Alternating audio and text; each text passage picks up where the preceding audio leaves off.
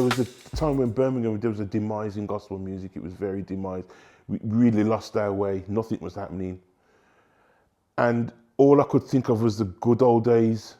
So what I'd done was created a choir called the Birmingham Community Gospel Choir, which I brought in a lovely lady called Maxine Brooks. So the story of the Birmingham Community Gospel Choir, quite amazing actually. I decided to go down to Slade Road, right? I live in Gravelly Hill, Eddington. Slade Road, and bumped into a long-time old friend and musician friend.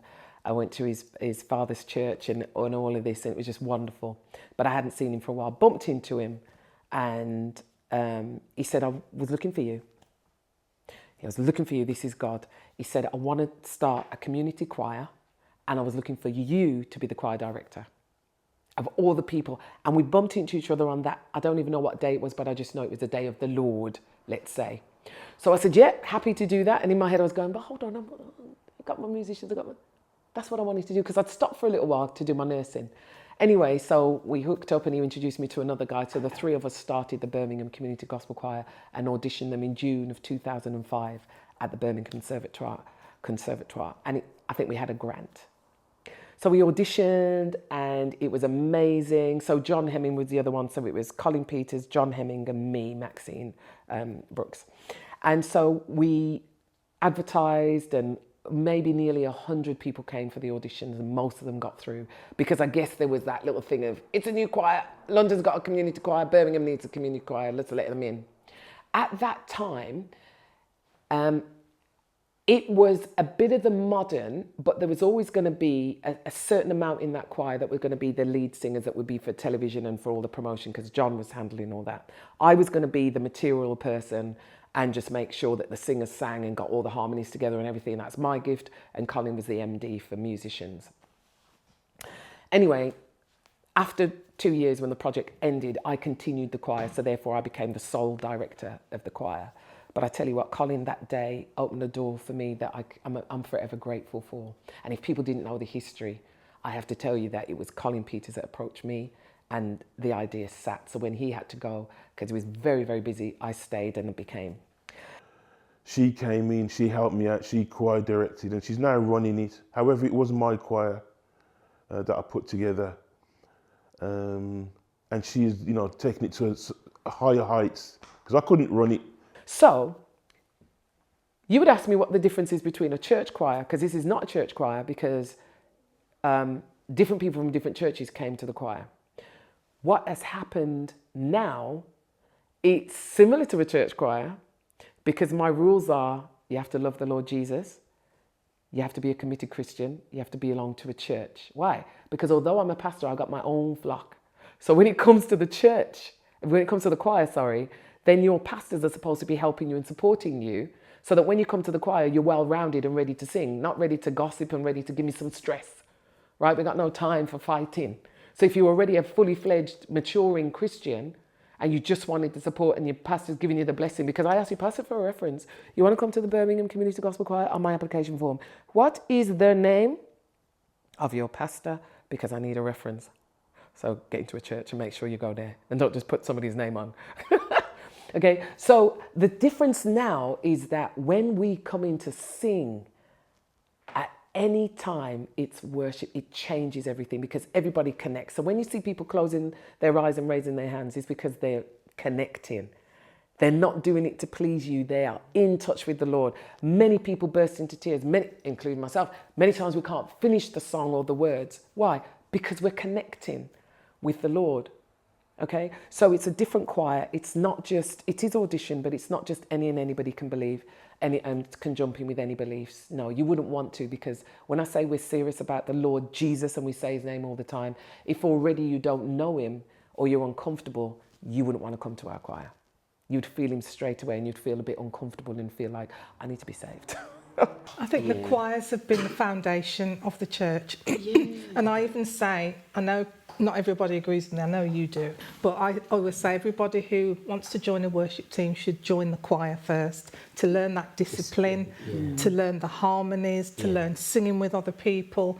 You know, it's not about just being on show on a worship team, it's about being part of a team of people within a choir. Absolutely. You know, the hard slugs, the rehearsals, the learning the stuff, etc. So I think that's the foundation. Absolutely. And I would like to bring choirs back across the region. Definitely. We're starting with the youth choir. People are complaining that what happened to the 50s and overs. So we don't know what's going to happen in regard to that, whether we can fit that in as well. But I do think it's a really good way of fellowshipping and developing people and leaving a legacy. So even if you're not that strong to be able to join a worship team and sing individually in a mic, you can be part of a great movement by being in a choir and singing within that. And it's so uplifting.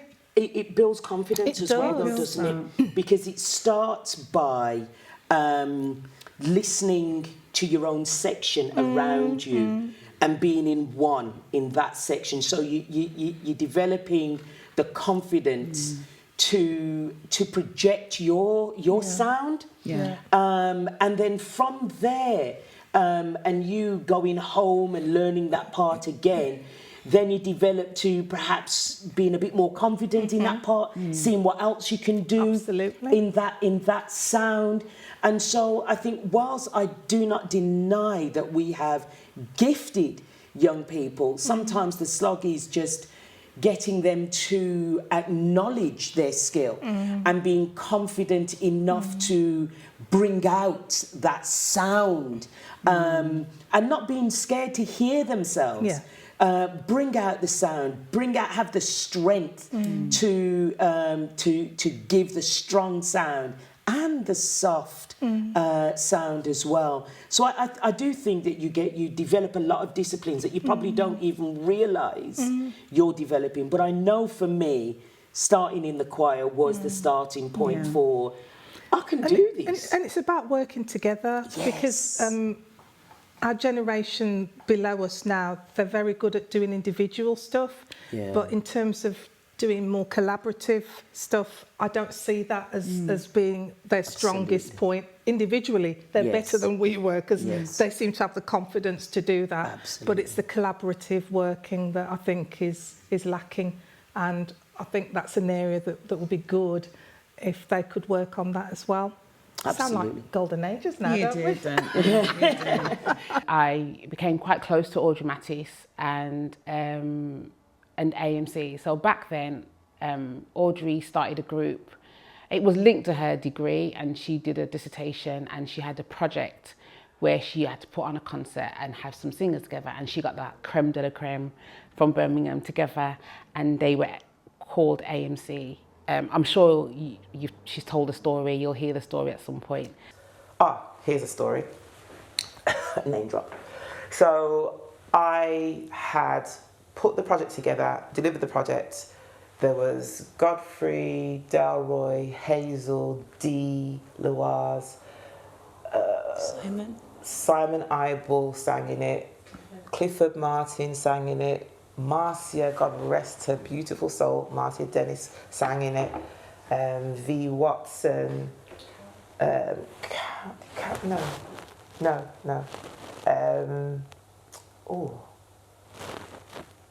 Katie Hepburn, what's her name now? Katie Hines. I had this group, didn't have a name, did the project, got all these major singers together, used a free space because I was a student at the conservatoire. I went to the conservatoire in Birmingham. And because I was a student, I got to use one of their halls for free for a project, put this gospel concert on, made it free, everybody just came in, filled it up. They were like, wow, these people, how do you get... And those days, underrepresentation was mega. So they couldn't get black people really into the college, too tough. I remember going to that concert, I went to that first concert and I was like this for the whole time and just became a huge fan and just blown away. So whenever they kind of sang, I just made sure I was there. The song that always just bowled me over was He Shall Purify. that was originally sang by Tremaine Hawkins on the Handel's Messiah project. Soulful Messiah, get it right.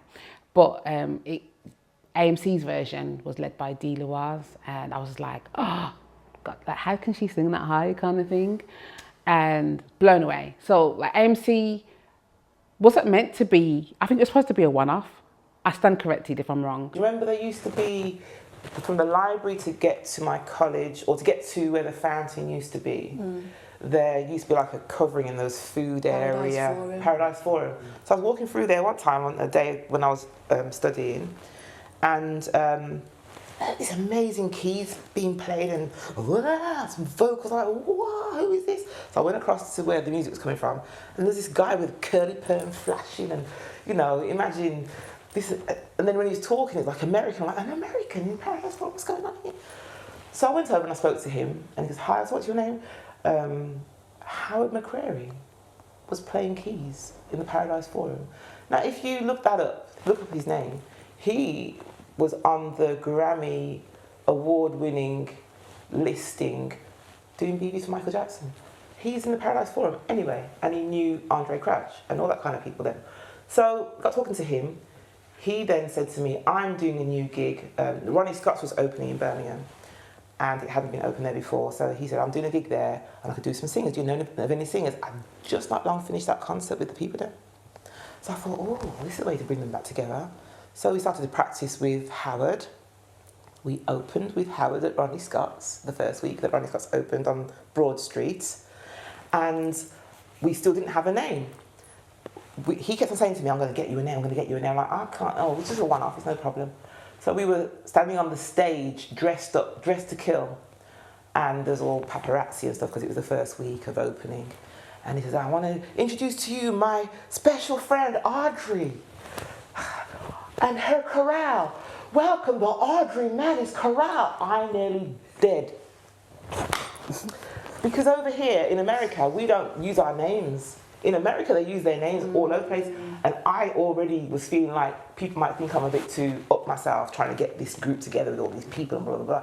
And to be honest, you know what? It did cause a bit of a something in the group. But why have we got your name? I thought we were going to have a different name. I said, I really did not even know who was going to do that. Then I was thinking of reneging and pulling it back, and I was still working with Howard later on after that one gig, and he got us doing some weddings and stuff. So this professional idea of mine was coming to fruition with his help. He had lots of connections.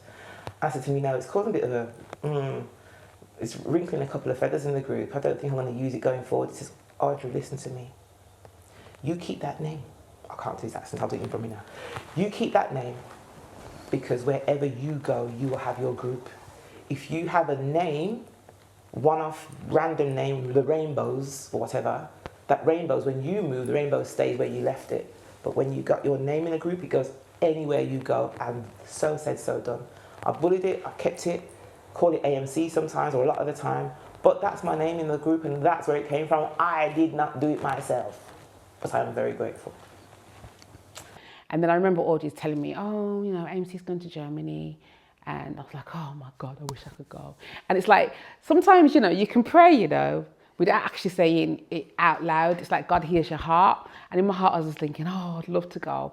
And then one day, Audrey, we were chatting, we went somewhere and we were chatting, and she goes, somebody's dropped out, we've got a space. Would you like to come? And I was like, what? I was like, couldn't pack fast enough, right? And I need to find some of those pictures, man. They were amazing memories. Got to know some amazing people. In particular, got really close to Carol Riley, got to know her during that time. And she's somebody that I really admired from back in the day when she sang with Agape, with Neville Forbes. Oh my gosh, yeah, my mum used to take me to concerts, and if Agape were on the bill, it was going to be a good concert. So I remember her from then. I just really admired her, and from Majestics as well. We just admire somebody, and then I actually was spending quality time with her, just chatting and getting jokes, and had a bit of a pajama party thing going on. And it was like, okay, kind of thing. And she's just lovely and down to earth and everything. So that was an amazing experience. Got to do a few dates in the Gospel Fest in Germany. It was in Leipzig, I remember. God, was like nearly 20 odd years ago. Wow, more than 20, about 25 years ago. And yeah, it was an amazing experience. Got to hang out with the likes of Errol Davies and Dave Gibbons and was Tracey Riggan there, Katie Hines, Tony Bean, not Frankie, Tony Bean. Just the best long weekend ever. And I'll never forget that. And I remember thinking, I'd love to do this. I never saw it happening, but I just thought I'd love to do this at some point in my life. So there was a gap there when it came round to choirs. And then people then started recruiting for community choirs. And now community choirs obviously were people from all walks of life, and they were professional people, people who were teachers, solicitors, lawyers and what have you, just ordinary people with jobs as well in the labour market, but had a passion and wanted to sing. So where we would look back and we say that the choirs where I was coming from would be family choir. Now you have community choirs. Community choirs are now filling the gap, and even like for people's mental health, people join community choirs for their healing and to help them. I joined a community choir, the Town Hall Gospel Choir, and it became a family, and people in that choir supported one another and encouraged one another. It was an amazing journey with the Town Hall Gospel Choir. Town Hall Gospel Choir also was led by Colin Anderson, who's well skilled and well versed when it comes to choirs and music. And the way he puts together harmonies is also amazing. Colin helped the Town Hall Gospel Choir with their skills to get to the inaugural BBC Choir of the Year. I mean, if you Google that, 2013, the BBC Choir of the Year. And in that choir, I also met my lovely wife. So community choirs are quite good, you know, for socialising and meeting people. And that's what I'm saying, they're like a support network as well. But Town Hall Gospel Choir, I've toured the country with them, and also helped to raise money for charities, you know. So there's a caring aspect as well, and giving back to the community when it comes to the choir.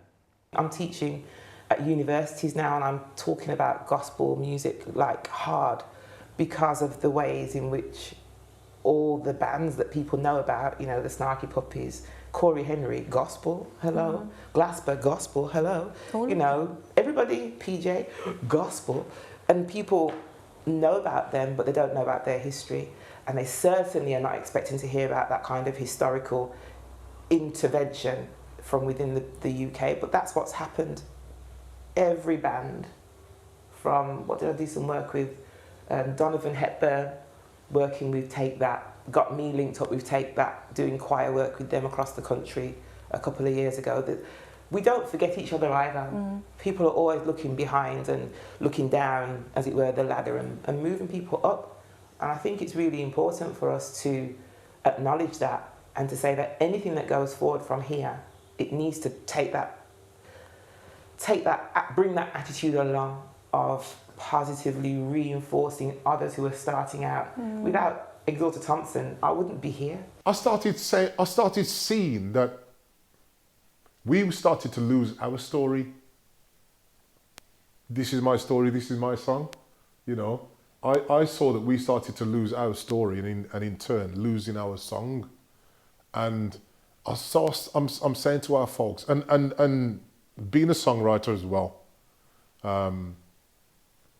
I felt it important that now we need to kind of write from our perspective.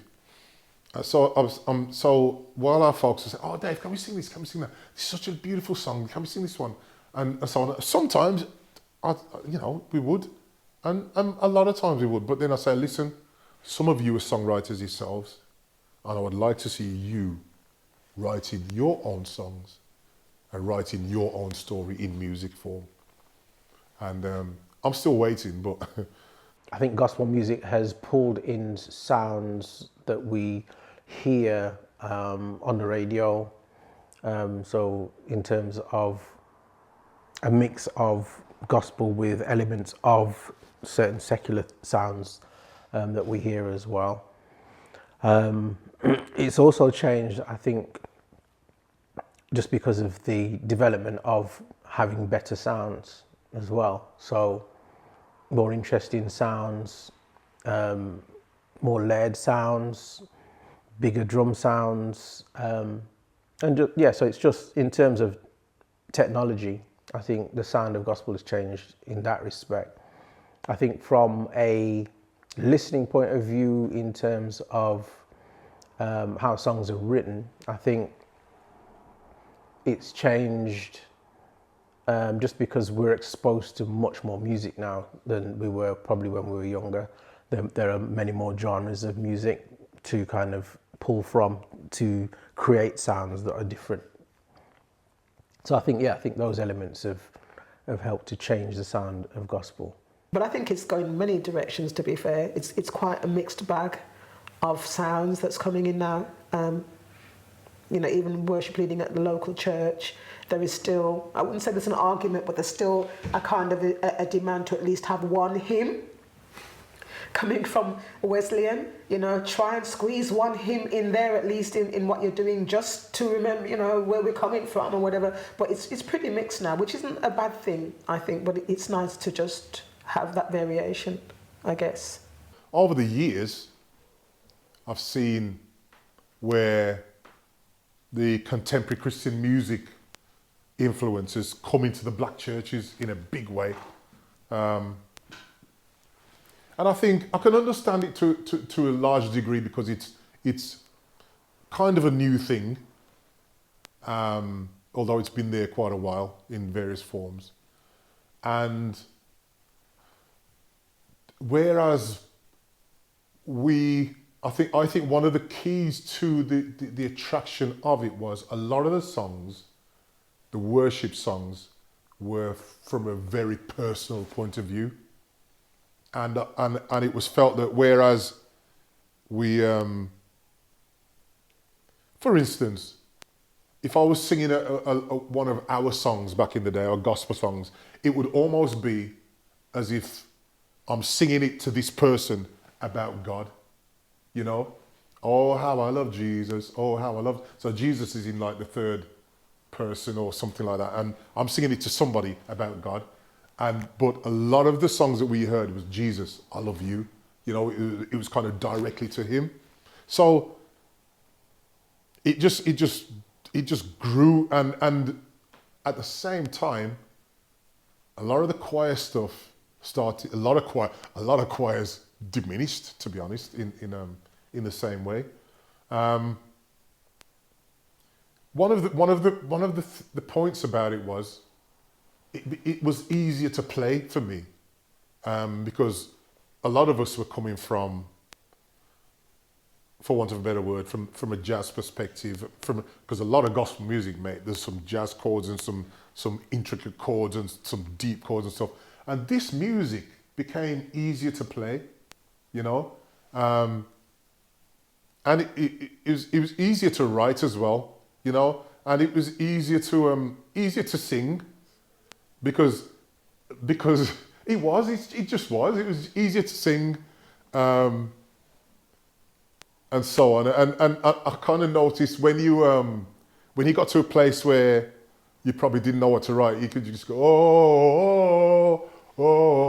It's almost like a football ground experience, you know, and that was fine. It was like, yeah, we can just do that.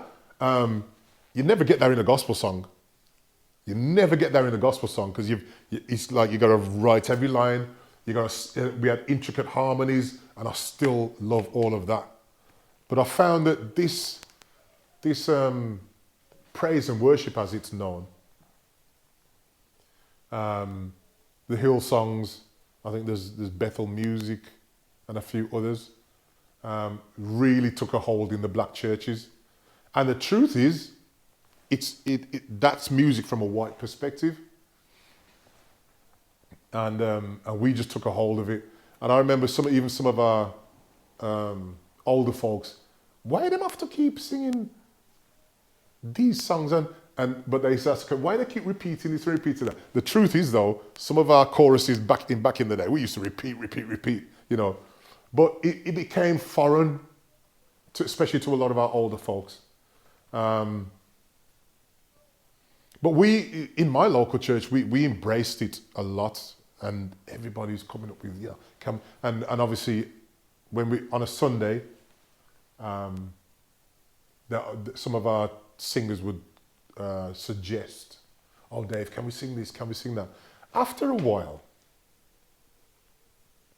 one of the first thoughts came to me was, how many different ways can you say hallelujah? How many different ways can you?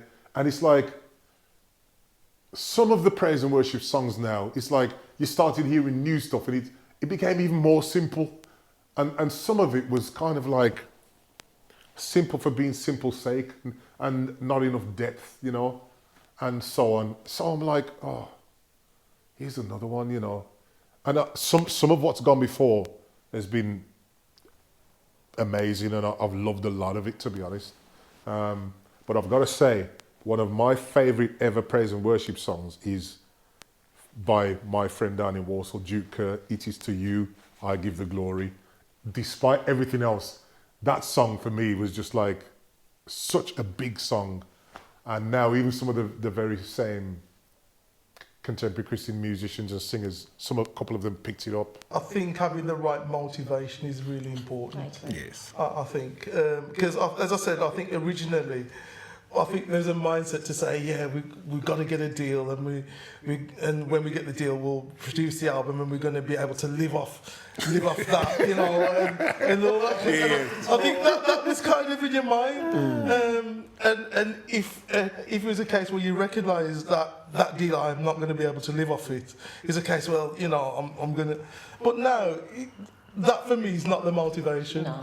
It's not the motivation to say I want to do an album for it to be number one or to get some acclaim. It's just to say I want to do an album that has meaning in someone's life. Yeah, absolutely. You know, where we do songs that, whether or not the production's, you know, A1, you know, is neither here or there, but to say that what we actually, the message that we say in the song means something to someone, because that's one of the things, not to criticise, right, but I listen to some albums that people have brought out, and the message is really weak. I feel and like. That's just me personally, but I don't want to criticise because they produce something. But you recognise that if I want to produce something, I want to produce something that actually says something. And for the writing that we have done, and we've spent a lot of time saying, what are we trying to say in this song? Let's not just put some, because it's easy to put some gospel lyrics together and say, Jesus, Jesus, Jesus, Jesus, oh, what a great God, well, you know. But the songs that you remember and the songs that we remember from the Winans, from the Hawkins, from Andre Crouch, the songs actually say something. You know, there's depth to them. There's a definite direction for the song that makes you want to say, wow, you know, that song means something. And hopefully, God willing, at some point, you know, well, I won't say some point, we will. I think we should. We're very close. We're gonna be recording some songs of messages that mean something, that I think means something. It means something to me. And if it means something to me or to us, hopefully it will mean something to someone else. It's like the thing you say, it kind of reminds me of like good food.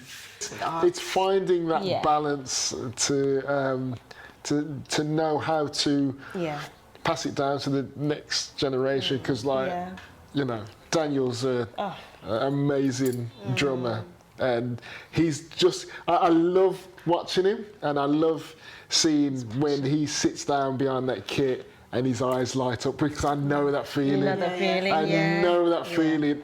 As a drummer, I know that he's just got this passion, and when I'll watch him watching other drummers, and I can just see him absorbing, taking everything in.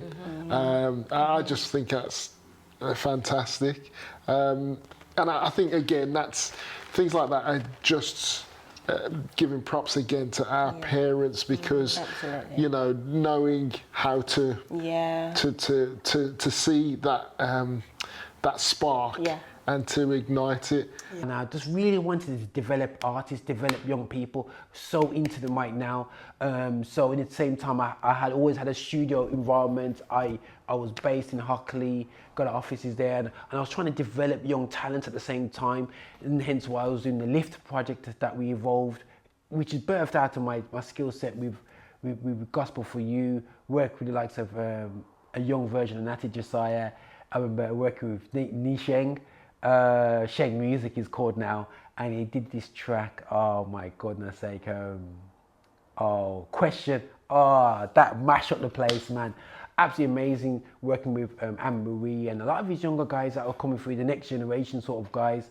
They really were really crazy cool. So we helped us deliver affinity, you know, so we had the artists working, we delivering live events at the Drum, who for years I was trying to get them to take me seriously, and they finally did.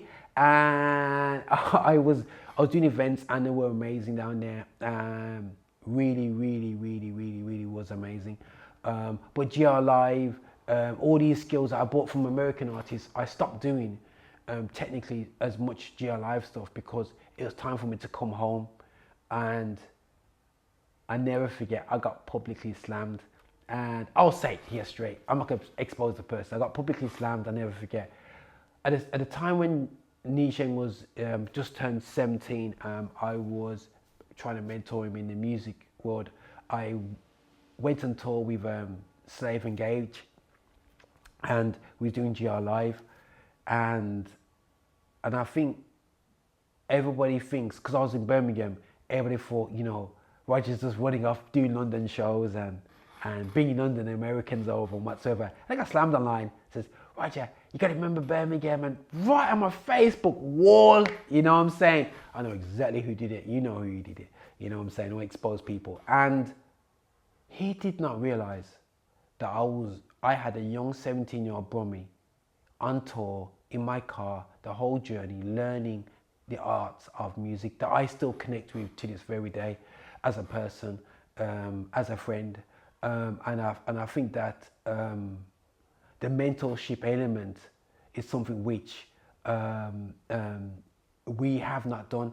And my passion behind mentorship was the fact that basically it wasn't because Beresford and Miko said yes to me straight away. I could base off that, but the reality show is that because I wasn't only a Moor from a Wesleyan church, no-namer, I was a nobody. And everyone sees me as a somebody now, but I'm a nobody. Everything that and I don't want that problem for anybody else. I think everybody should have an opportunity to achieve what they have in Christ. We have lots of young talent that has been in church and who's left church. I'm part of a generation of young men who left church because musicians, you hugged it. You hugged the stage. We're all talented, you hugged it. And we said, forget this. And we got out there and we used the talent outside. It still happens to this day. So for me, have we mentored, have we peer mentored? And that's part of my passion. And sometimes it's not what you see on stage, it's what you see off stage. And you see the fruit of that later on. You want to see the work that goes on behind the house. Right. Yeah, in terms of your PA, look at this tonight. Right, yeah. Absolutely. You know, you're seeing us, right. but you don't know the amount of work that's Right. going on for this whole set, this whole series of interviews and the work that it's going to take to edit and put it all together. Right. Because there'll be people out there whose creative spirit is not front of house. Yeah? Yeah. But again, they should be celebrated Absolutely. and rewarded for what they do. Absolutely. I said that they need to be supported and recognised for what they do. You're talking watch. Oh. Okay. I'm sorry. He's sorry. So it's great stuff, man, working with Nisheng and developing the talent. And I actually moved slightly away from gospel link because print was getting expensive and nobody was respecting print and everybody was moving on to YouTube. So I got a camera, working with Anthony Howe, got a camera, and we got a young lady called Naomi, who was my wife's cousin, and Naomi Curry, and she was a cool presenter, and we just went round to gigs, got a camera, and we thought, yo, we're just going to do a series called Uncut, and it blew up, man. People were paying for us to come down to London and do interviews backstage, and it became a part of a new, it helped us transition into new media and GR360 TV. If you go there now, you'll see videos from all around Birmingham, London, and different gigs, and people would send in their footage to put on there. So we kind of did that for a bit, and then I really pushed towards more, moved away from media totally, and just focusing producing artists. But my problem was, worked with loads of acts, but what we found is the production team that I was building, we evolved and grew so quick. Working with Cooley, my boy Stephen Daniels, you know, we got A Dazzle, you know what I'm saying? A Dazzle, we started, Adrian, we started at the print shop together, and he could just about using Photoshop to do MySpace pages, and so we had to convert him into a real designer. And you know, and I'm proud to say he's better than me now designing. There was a time where I could hold it down, man, and be a team still, yeah. But now he's better than me, and I go to him, which is fantastic, guys. Absolutely superb. Stephen Daniels with the mixing and so on, and we just had some talent, absolute talent coming through in the production team. But I felt like, I don't know what it is, a generation that felt like we couldn't go any further. There was like nobody wanted to. I wanted to. These production teams wanted to. Absolute talented guys wanted to. But artists never really wanted to. And there was no platform, there was no voice. And I realized again, I had to get back into media. But yes, after As One, I got into a group called Chosen. Chosen, two other ladies and myself, Andrea Baker-Reid, Juliet Farrell. We got together under Daisy Records to just produce our own stuff. And initially we were just coming together and, I don't know, singing at charity events and christenings and the odd wedding. And then Juliet, one of the members of the band, was just like, you know what, ladies, why don't we do this a little bit more seriously? And really from there, we just thought, yeah, we sound all right together, why not? And we spent a lot of time coming together once to twice a week, writing our own material. We were very different in our unique genres. So I was very much R&B. I would say Juliet was perhaps more neo-soul, and Andrea was very much more of a sort of jazz vibe stroke neo-soul, and Juliet actually. So they were probably a little bit more closer in their genres, but we had to find a way of making our unique voices come together and come up with a sound that, you know, reflected us as the group Chosen. It was very interesting writing. It was lovely to have the privilege of rustling up a song today and recording it in the room just across the way, getting our ideas down. And really what we used to do was make sure we had the Bible at hand. We didn't want to, as far as possible, write anything that wasn't scripturally sound. Our heart was to not misquote the Bible or not misquote theology or anything that we were incorporating into what we were writing. Some of my favorite songs, I would say, are, there was one called No Will, No Word. It's very much like telling a story that sometimes in church, we might be perhaps focusing in areas that we shouldn't be focusing on or not focusing enough on ourselves. So you could be going through the motions of church, but actually have no will or no word in you, you can't progress in your spiritual life. You're not really going anywhere, and to not deceive ourselves. So that was one of the songs, but it was kind of like a theatrical song because I would like put on an American accent because I tried. So you can check that out on YouTube somewhere. No Will, No Word by Chosen with an E. That's actually a 3. The saxophone was another thing I fell into because I remember at school wanting to play the sax when we were in the steel band, so I was probably about 14 or 15 this time. And I said to the teacher, look, I really want to learn the saxophone. And he said, no, you can't learn the sax. And I just didn't understand why I couldn't learn it. One thing I did notice, it was all the blonde, nice, pretty girls with a teacher laughing and joking, kiki, and all that kind of stuff. Who knows what was going on in that room? But I certainly didn't get a look in. So that's why I kind of ended up with the clarinet and the steel pans. But as a Christian, our church was participating in a march. I believe it was the first march in London. And the Reverend John Gray had a trumpet and a saxophone. And I was very good friends with his friend Lydia, still friends with her today. And he was saying, oh, I'm not sure, this march is on, I've got a trumpet, I've got a sax, I don't know which one I'm going to play.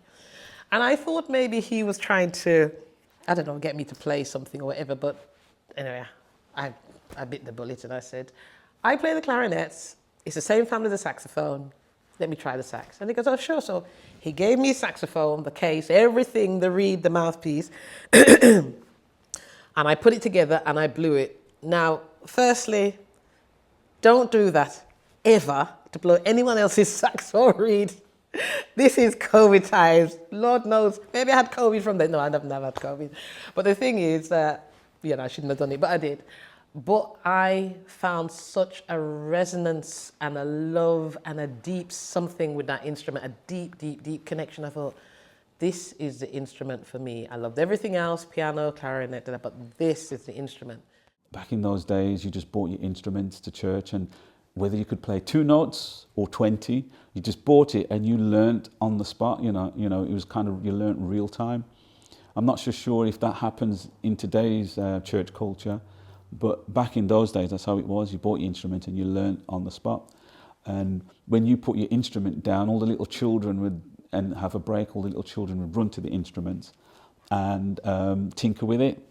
And learn. They looked at their heroes, somebody like myself or somebody else, and they wanted to be like you, sort of thing. And that was good in that respect. But there was lots of bands, lots of choirs, lots of groups that came about during the late 70s, early 80s.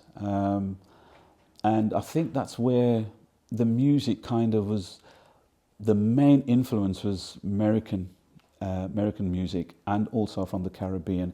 But then you've got the British flavour as well that came in. And I would have to say that the music, that the Black British gospel sound is unique because it's a mixture of not only the influence from America and the Caribbean, but also from the British culture as well, So I think it's quite unique. And one thing I think we probably need to do is spend more time to explore it and to release more of the stuff that we produce or can produce with all the influences that we've had in the UK. And so for me, even though I have all these sort of titles, like on the executive committee of the Musicians Union, and I've got awards, and I'm doing a podcast, and have women in music projects like Cafemni and Time for My Music and e-learning, and I'm interviewed on radio, on TV, and I'm featured in a couple of books, and I'm in journals and all sorts. All those things sounds really nice, and yes, I will roll them out because they need to be mentioned and they need to be announced and so on. Because there's a good thing about a self-employed musician. You are your own PR person. You have to say it. So it's all good to say that, but underneath all of that, I just really want to be the hand of God. And that's what I do. I don't go on stage preaching the gospel like, you must listen to the word of God now. I just go up there and I play my reggae and I do my blues, I do my jazz, I do my soul, I do my gospel, At the moment, the latest thing for sax players is the Ibiza sound. and I get inquiries about that. I'm like, I don't even like that music, you know, but maybe if it pays the bills, I should do it. And I'm kind of like, you know, one of those things. So probably if you're watching right now, you're thinking, I wanted to book you for B, but I've heard that I ain't gonna book you. That's fine. But you can ring me. I might just have learned all the songs by then. I got reached out to Annette. I've been told to come to you for this Handsworth Park and the Birmingham Sports and Cultural Day, and I want you to bring the gospel to the event. And from there, I've been on board as part of the planning team and bringing all the gospel to the park. Next year, we are planning on doing it even bigger than we've done. But, you know, we brought in artists. Last year with the COVID, you know, we just, you know, we couldn't have people in the park. So we just, you know, done a stream thing. So we had people from America, Africa, Jamaica, and we just had a Holy Ghost party. I struggled doing events again because I realised my success at GR Live was having owning my own platform, media. There was a black media, whether it's for me or for somebody else, and that helped catapult a lot of artists in London as well, especially down London. At one stage, the Gospel It magazine, for me, Mobile was using it as a way of the front cover, as a way of knowing who is the ones to get on the front cover of the Gospel It magazine meant you're built for mobiles. It was that simple. So to get back to that, so I was conscious of, I've always been conscious of radio, but radio's dry, man. Radio, I just couldn't connect with it, man. Technically, I just didn't understand how do people connect to radio. I know my friend showed me Talk Sport, and it was talk. All I listened to is Talk Sport. And then I said, you know, if I'm going to do radio, I've got to talk on it. That's why I talk too much on it. And I was there speaking to DJ Jamo a few years back. And we were talking about our experiences and whatsoever. And then we had a meeting before the resumption of GMIA. The changeover, myself being part of GMIA. And Paul grabbed me and said, Roger, something me you gotta do, you know. Something like that. So anyway, God, you know, you said it to God, this, God, that one said, me and you, I'll paraphrase, me, you got things to do. I was like, okay, cool, because I was thinking about radio, bruv. Come by, came by, and introduced Nadlocks to herself, because I never really spoke to Nadlocks before. DJ Nadlocks, and she came down, and he said, listen, I'm prepared to cut off Soul Cure and amalgamate it into this thing called Affinity Extra. Now, I wasn't going to call it Affinity Extra because I was trying to find another name, and my godson, and it's really great, guys, I would advise everybody to have, is always have the next generation around you. Bounce off them, because they will take. My secret to my success is having my ears open to everybody around me, from the youngest to the oldest. And my godson Josiah goes, yo, uncle, call it Affinity Radio, that sounds amazing. And I'm going, dude, we're not trying to use that name, we're trying to find a new name. And you know what, I said it to the team and it resonates with people, and wanted to keep extra. I think what it is, you know, with all our children, I suppose it's being in that environment. So us as musicians, singers and musicians, and you taking our children with to rehearsals. Yeah, that's true. To behind the scenes, backstage. You know, I take my son. He comes, you know, rehearsals, backstage, on stage. You know, all that kind of stuff. And I think being in that, that's true.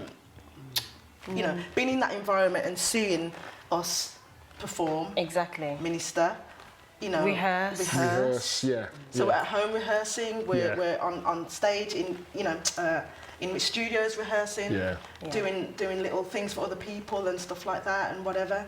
And I think, you know, the talent, the skill, I guess, if they're naturally talented and the skill, and they see us doing it, and yeah, they're just taking the mantle, and it's really good. It's really good that we can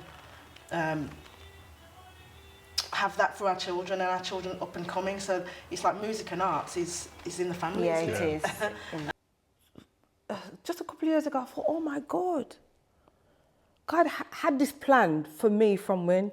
Because at the age of 14, I was promoting without even realising what I was doing, and coordinating and bringing people together to raise money for a cause at the age of 14. And it didn't dawn on me till a couple of years ago.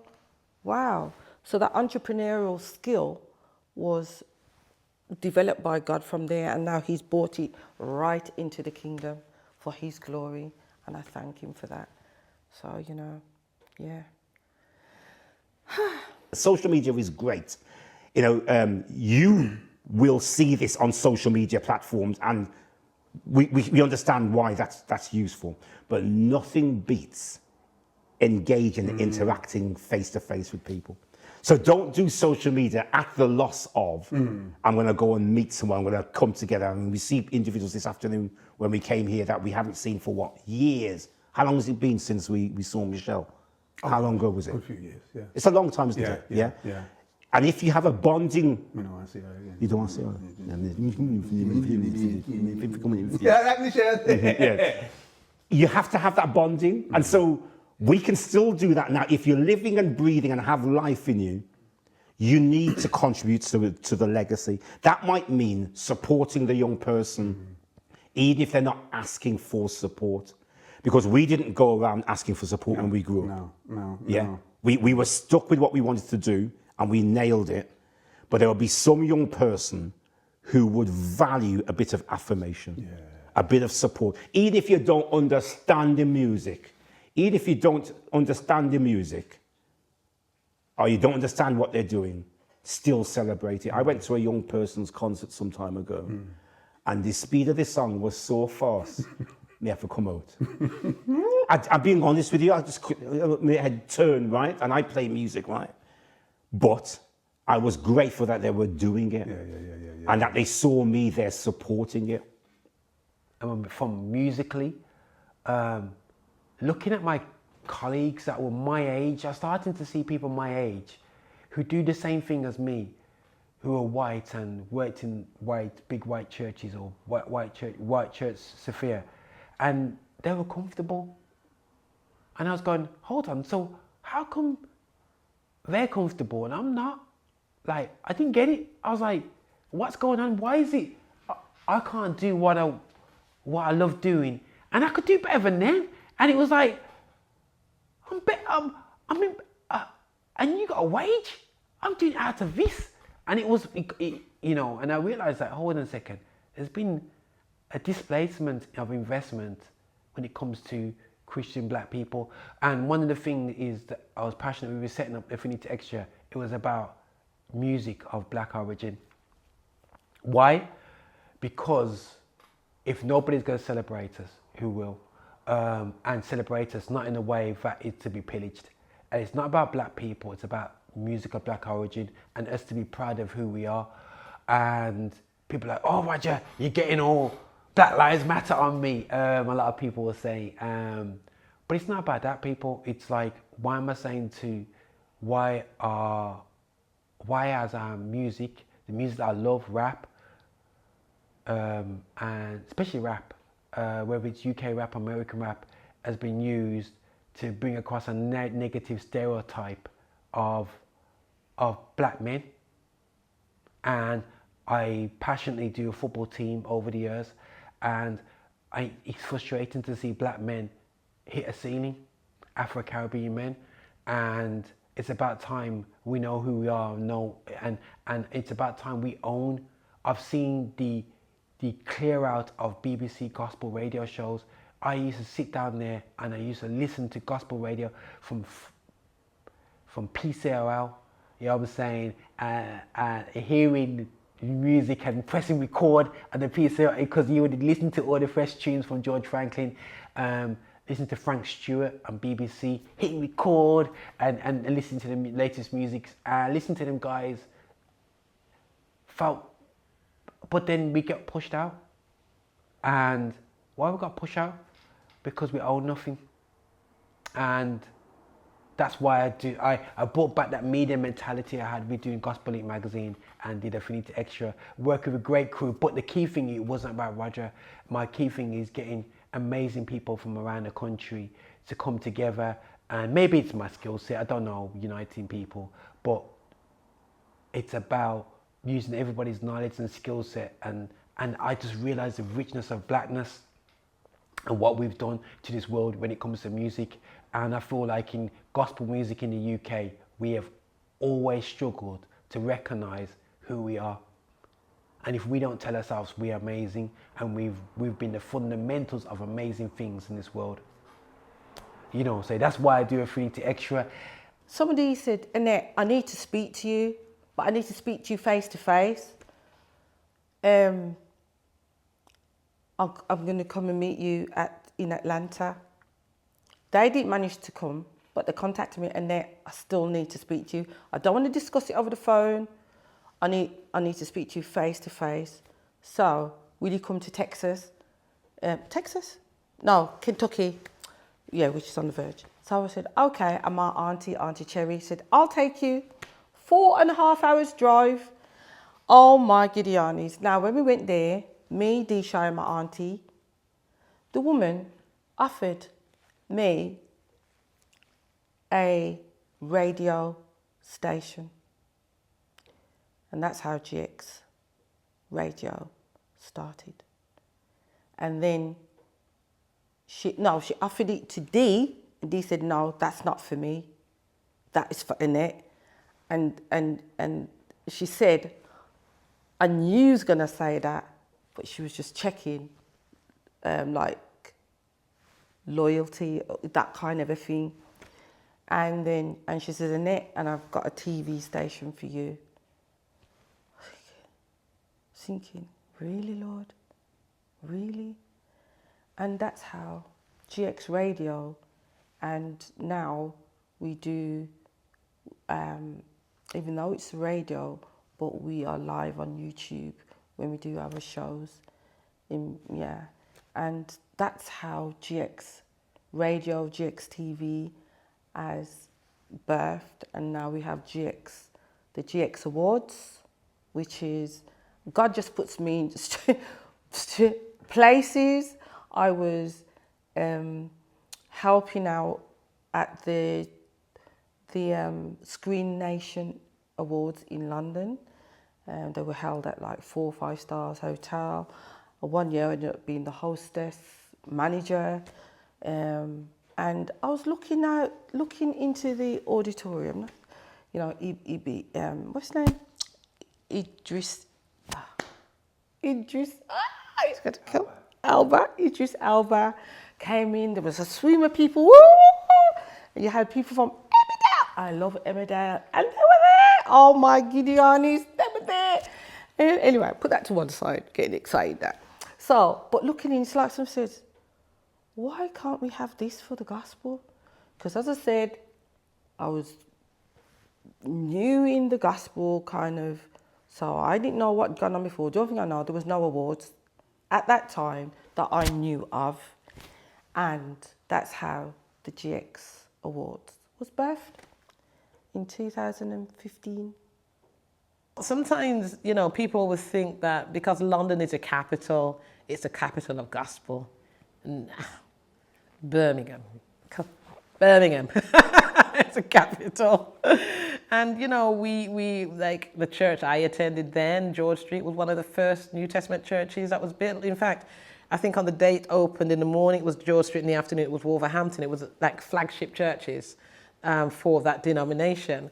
And there's a lot of people that leave. I mean, Peter Daly currently is playing with Paloma Faith as her main keyboard player, but he was originally from Birmingham. He's in like Milton Keynes, for example.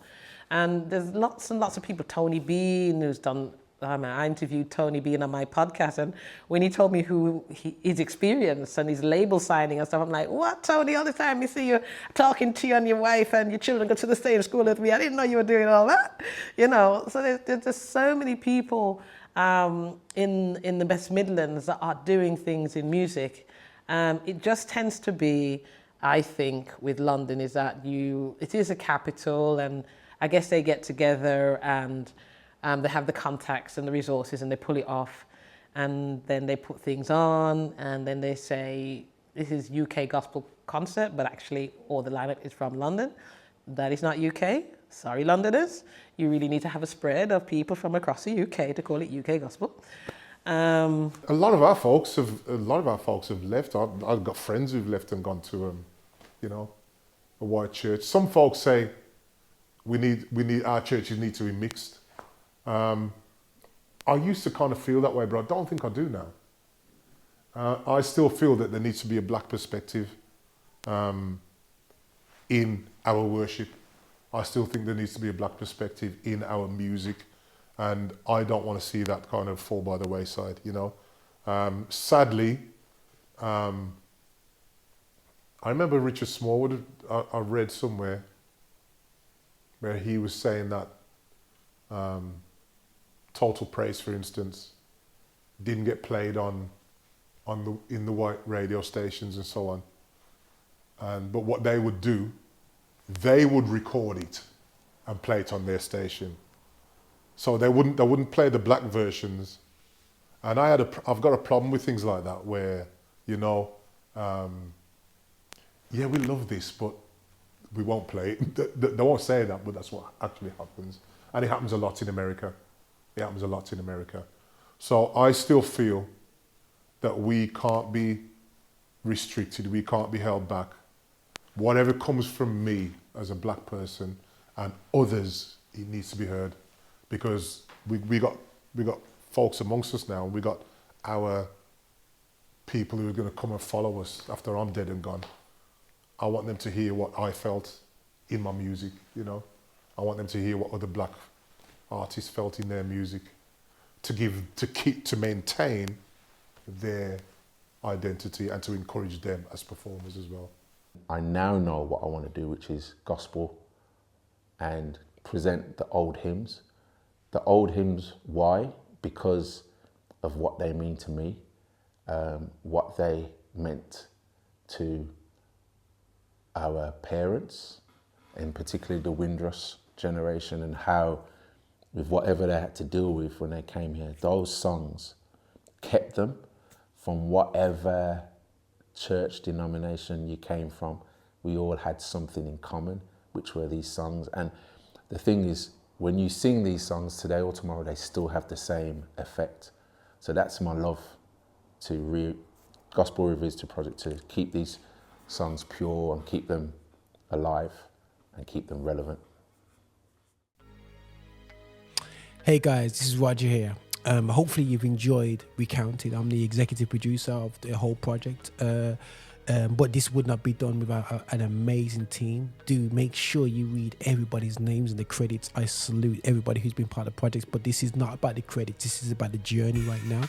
I want to just talk back and about the feedback and just the journey from 2019 to this point.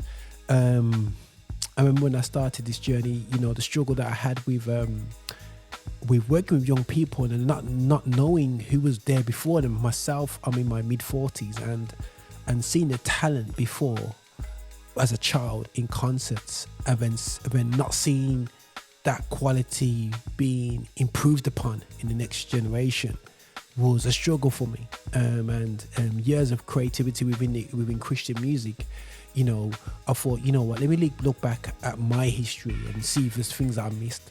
I missed simple things as my dad was in the group playing the guitar and everything like that. I didn't realize that. He doesn't really talk about that. But that's something that we struggle with a community to actually hand on and pass on, and don't realize these jewels are powerful.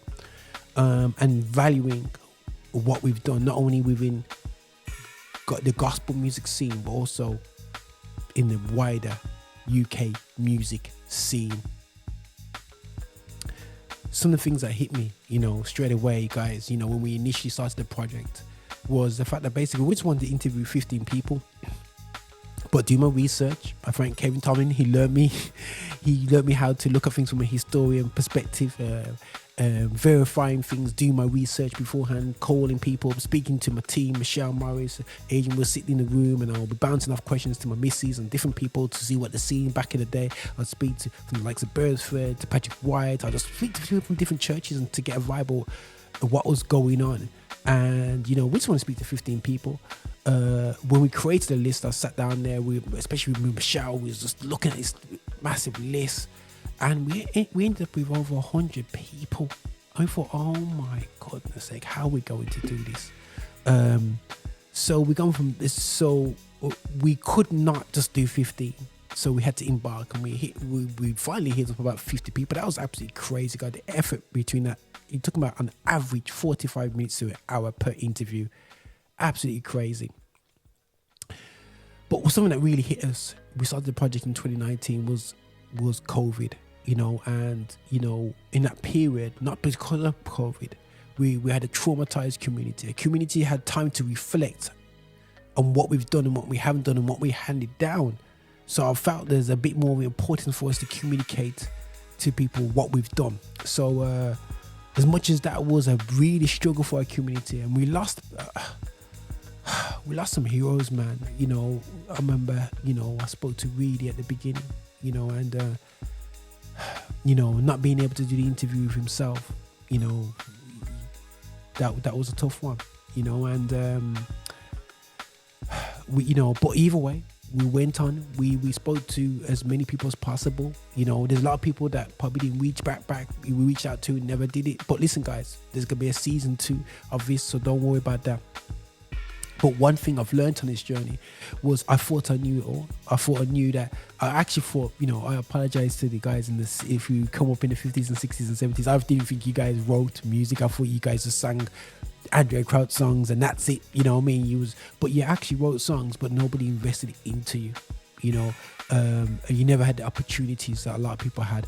And what we were doing with the little that we had, and I actually have to say sorry publicly to the Windrush generation. Sometimes we say that they just pushed us into our books. I probably go, man, you know, we never got the investment into creativity. But sorry, how many stories I bumped into. There were stories where parents just kind of let the child kind of do their thing, but there was stories. Tony Bean really came out to me. What he's, you know, his dad invested into him a top guitar, and he was still at school. You know what I'm saying? And it showed that the Windrush generation were prepared to die for us to thrive. They were prepared to eat, probably to have less for us to be even greater. And I think these principles we need to learn for the next generation and make sure that they have a better footing as well. That's one of the main things I kind of really learned from this project. It's absolutely crazy, and it's just some of the stories from that, you know, was real beautiful. And also, it was when I did my interview, it was almost like therapy and self-reflection. And I think sometimes we don't stop and really recount our own personal history. You know what I mean? And actually go, wow, this is what I've done. It's nothing to say that you're special, because we'd always taught to be humble. But the actually is when we look back and we get off our chest and we talk it through what we've done, we're going to go, wow. You know what I'm saying? Through God, I did all this. Crazy. Absolutely crazy. And the impact that some of our, you know, creatives on the world music. I don't want to go into too much. You got the things like, you know, Simply Red. I don't want to go too much into that. You've got New Colours. We you know, we got so many groups that the guys have been singing BVs, playing music with, Ronnie Jordan's the world. It's just you know, so many artists out there that's been blessed by the talent that's been pulled from ourselves, our people. That really hit me on this journey and challenged me. Also, the importance of choirs. I always kind of said to myself, you know, where did choirs go? In the late 90s in churches, you know, we didn't realize what it did. It created community. It created a place to develop the skills of creatives, whether you're musicians or singers.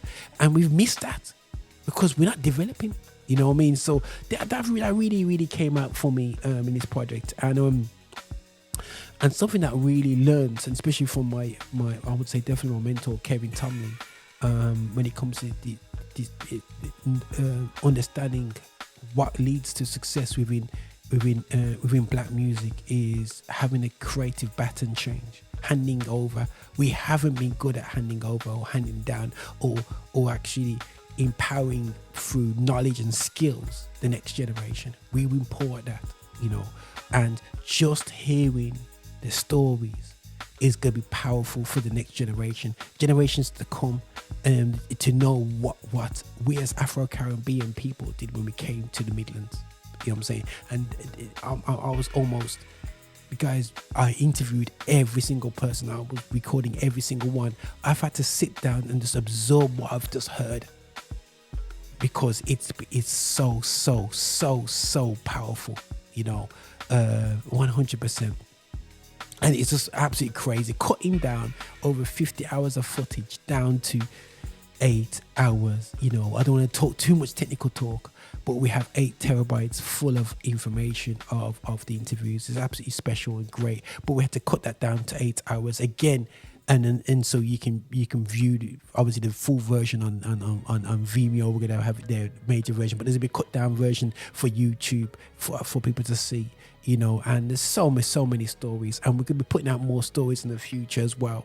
But I want to sort of thank the team from Adazzle, you know, Michelle, like I said, man, you know, the Audreys or the Kevin Tomlins and, you know, the Ray Princes, you know, everyone who's, I can't even mention everybody's names that have been involved, you know, and from my family, because, you know, I had to put it in for this project, guys, really put it in, and I pray that we'll get the support, and I believe there's greater products to come out of this recounted series. You know, we haven't ended it right here. The story's just begun, because there's so many people missing. The Carol Rileys, the Jennifer Phillips, you know, Priscilla Jones, you know, all these singers, you know, that we even touched and spoke to, Lindsay Campbell, Joseph Ross, you know. I'm just starting, you know, and we haven't interviewed, you know, there's people that, you know, Donovan Hep, but there's so many great people that's done amazing work within the UK music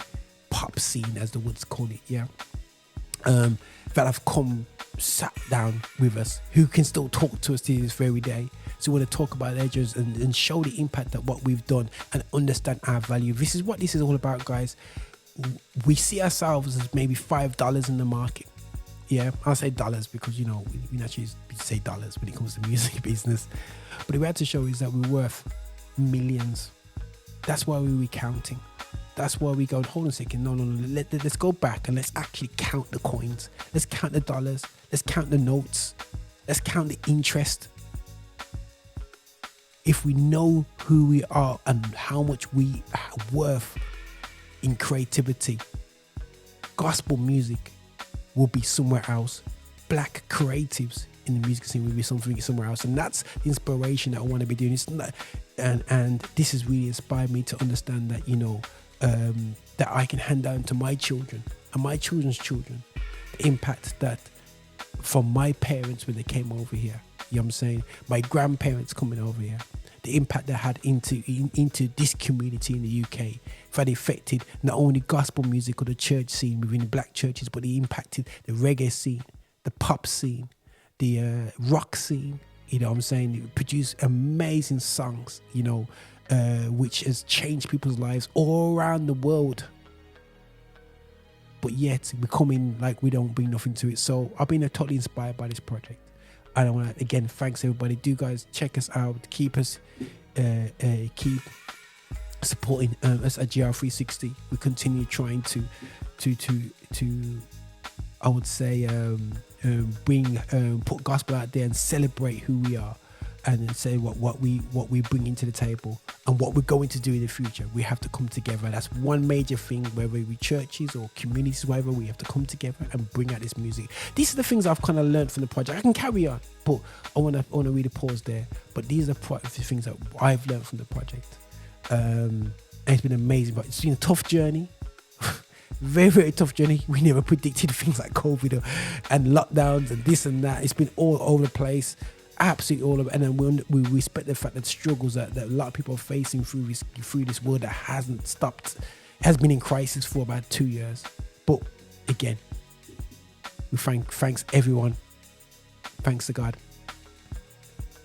Blessings and thank you. Roger. Over and out.